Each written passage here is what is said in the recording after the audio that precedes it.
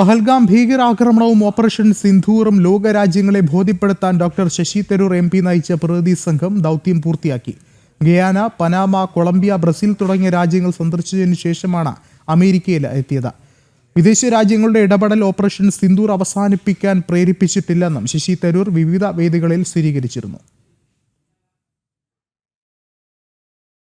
100 ജന്മം ജനിച്ചാലും ഞാൻ എൻ്റെ രാജ്യത്തെ സ്നേഹിക്കുക തന്നെ ചെയ്യുമെന്ന ആത്മാഭിമാനത്തിൻ്റെ കുറിപ്പും എക്സിൽ പങ്കുവച്ചാണ് ശശി തരൂർ ദൗത്യം പൂർത്തിയാക്കിയത്. ലോകം മുഴുവൻ സത്യം മനസ്സിലാക്കിയെന്നും ശശി തരൂർ പറഞ്ഞു.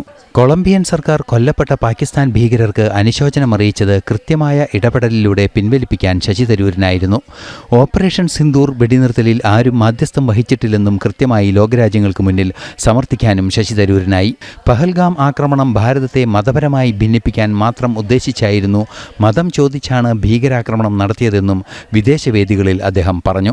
Because we are all equal under the constitution in our country, but because the terrorists in Pahalgam tried to make religion an issue by asking their victims, what is your religion, before shooting them between the eyes and performing this heinous crime in a way that there would be survivors to tell the story of their questions.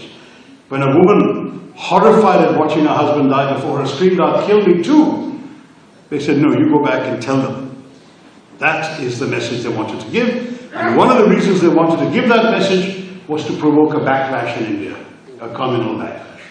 Congress നേതാവ് രാഹുലിന്റെ ബുദ്ധിശൂന്യമായ വിമർശനങ്ങളെ അതിരൂക്ഷമായി വിമർശിക്കുക കൂടി ചെയ്ത വിദേശയാത്രാ ദൗത്യമാണ് ശശി തരൂരിന്റെ നേതൃത്വത്തിലുള്ള ദൗത്യസംഘം പൂർത്തിയാക്കിയത്.